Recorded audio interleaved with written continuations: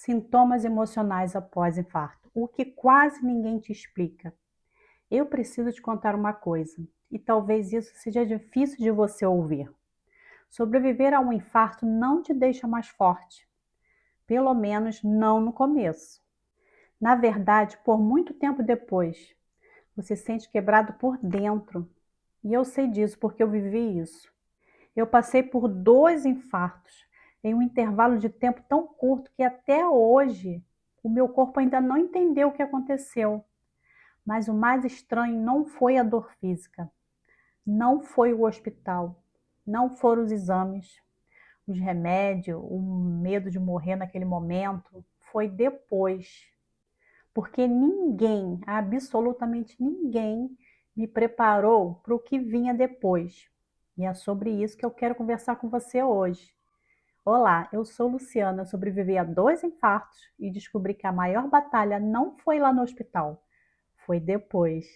Eu quase morri, mas aprendi a viver. E hoje eu quero te ajudar a entender o que está acontecendo com você. Então, se você nunca passou por um infarto, talvez você imagine que a parte mais difícil é sobreviver. Mas deixa eu te dizer a verdade: sobreviver é só o começo.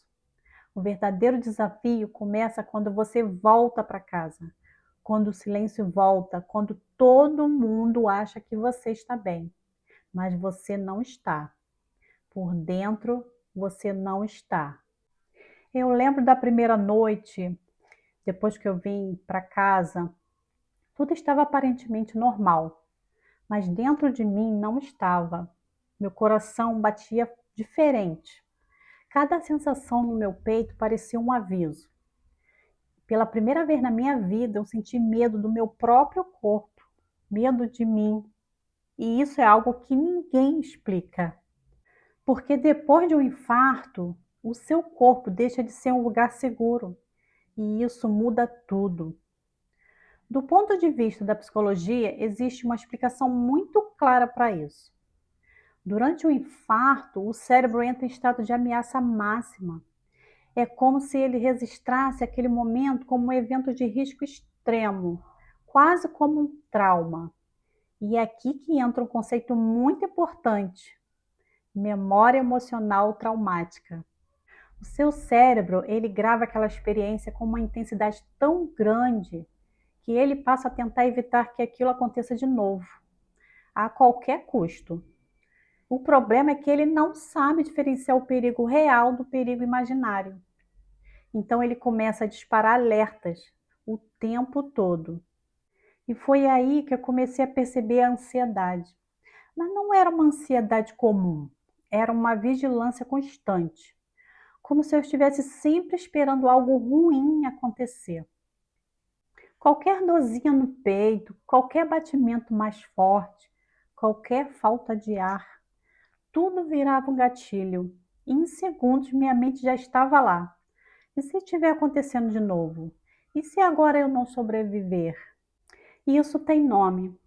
Na psicologia, isso está muito próximo do que chamamos de hipervigilância, um estado que o sistema nervoso fica em alerta contínuo. É como se o cérebro dissesse: eu não posso deixar isso acontecer de novo. Então ele exagera, ele te protege demais e sem perceber ele te aprisiona. E eu não vou mentir para você, isso cansa, cansa de um jeito que não dá para explicar, porque você não consegue desligar. Mas a ansiedade não foi a única coisa. Teve algo ainda mais silencioso, mais pesado, mais difícil de admitir: a tristeza.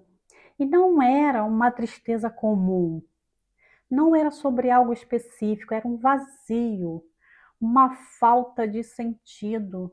É como se alguma coisa dentro de mim tivesse sido desligada. Coisas que antes me davam prazer já não tinham o mesmo gosto. Momentos que deveriam ser felizes pareciam distantes. E eu comecei a me perguntar: o que está acontecendo comigo? Eu sobrevivi, então por que eu não consigo me sentir bem? E aqui entra algo muito importante que pouca gente fala. Depois do infarto, o cérebro também sofre alterações químicas. Então, os neurotransmissores como a serotonina e a dopamina, eles são responsáveis pela sensação de bem-estar e podem ficar desregulados. Ou seja, não é só emocional, é biológico, é real. E entender isso mudou tudo para mim, porque por um tempo eu achei que era fraqueza. Achei que eu deveria estar feliz por estar viva, mas eu não estava. E isso me fazia sentir culpada. E se você já sentiu isso, você sabe exatamente do que eu estou falando.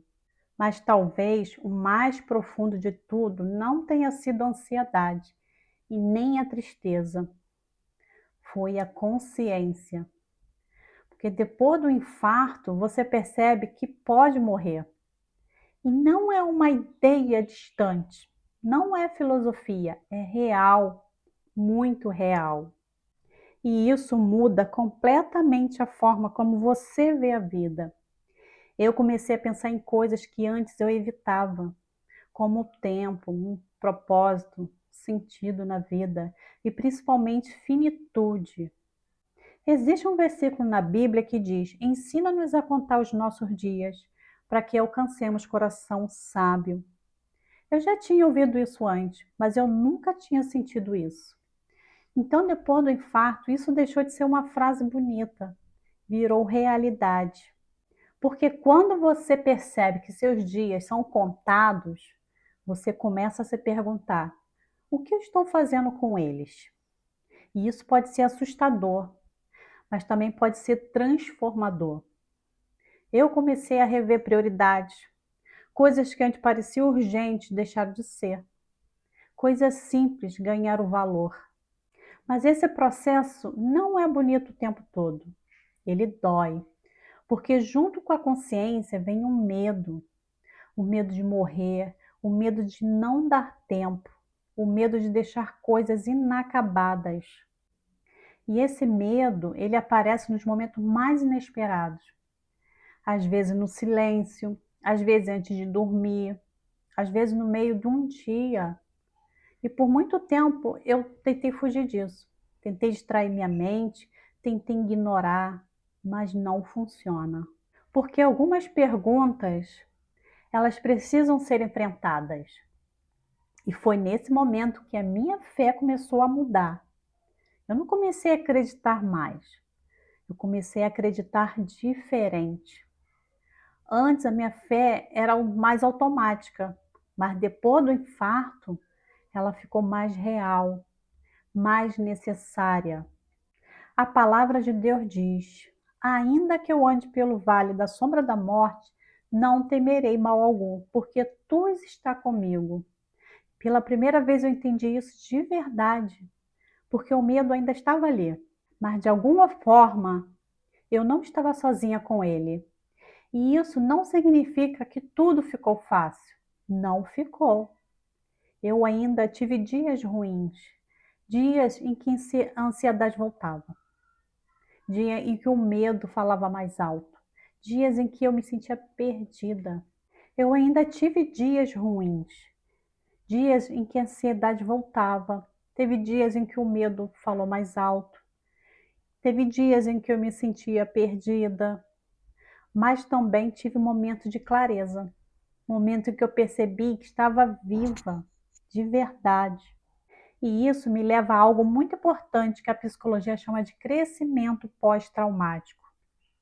Isso significa que depois de um evento extremo, algumas pessoas não apenas se recuperam, elas se transformam. Mas isso não acontece automaticamente. Não é porque você sofreu que você vai crescer. Você precisa atravessar o processo. E esse processo passa por você aceitar o que você sente. Eu precisei parar de lutar contra o medo. Parei de negar a tristeza. Eu parei de fingir que estava tudo bem. E aos poucos eu fui reconstruindo algo que eu perdi. A confiança. Confiança no meu corpo, confiança na minha vida, confiança no amanhã. E isso leva tempo. Mais tempo do que a gente gostaria. Agora deixa eu compartilhar com você algo que me ajudou de forma prática. Algo simples, mas extremamente poderoso. É um exercício prático, que o nome dele se chama Reaprendendo a se sentir seguro. Então eu comecei a fazer isso no dia em que a ansiedade ela ficava mais forte e com o tempo isso virou uma âncora para mim, tá, gente? Então você vai procurar um lugar assim silencioso, né, um lugar tranquilo, e você vai sentar e vai botar uma mão no peito e outra no abdômen, e você vai respirar,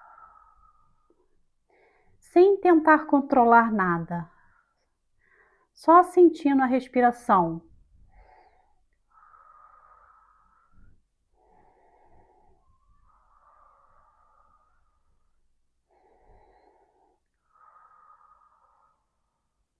Depois você vai inspirar e respirar lentamente. Você vai inspirar pelo nariz contando até 4 e vai segurar contando 2. E solte pela boca contando até 6.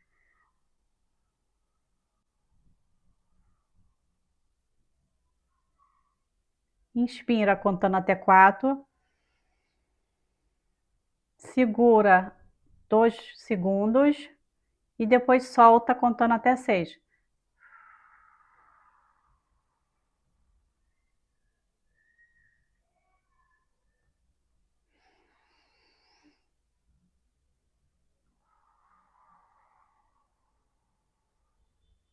E você vai repetir isso por 5 vezes, tá? Enquanto você faz isso, você vai repetir, pode ser falando verbalmente ou mentalmente, você vai falar: eu sobrevivi, meu corpo está se recuperando, eu estou segura agora. Enquanto você faz esses exercícios, você repete essas frases. No começo, você vai se sentir estranha, mas depois de alguns minutos, o seu corpo vai começar a responder. Seu coração vai desacelerar, tua mente vai ficar mais silenciosa e você vai perceber que nesse dia você vai sentir um pouco mais de paz. Isso não vai resolver tudo, mas ajuda muito, muito mesmo, porque ele ensina que o seu cérebro uma coisa muito fundamental, que o perigo já passou. E isso é algo que o cérebro ele precisa aprender de novo. E se você está passando por isso agora, eu quero que você entenda uma coisa: você não está ficando fraca, você está se reconstruindo. E reconstrução é um processo lento, gente.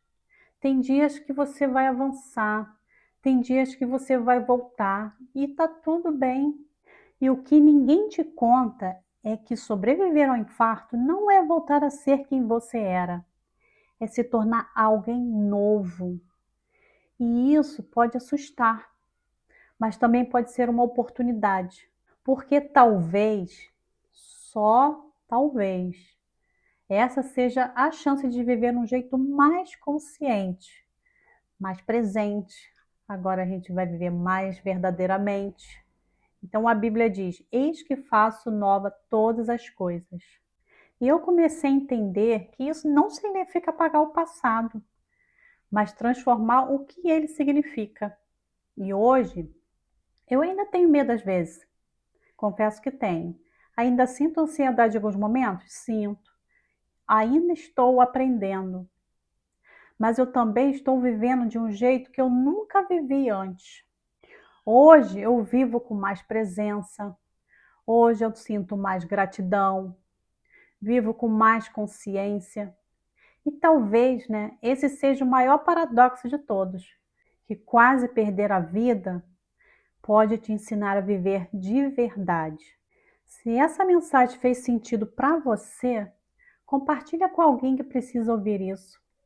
E se você quer continuar essa jornada de entender a mente, o coração e a fé, se inscreva aqui no meu canal, porque o próximo vídeo pode ser exatamente o que você precisa para continuar seguindo em frente.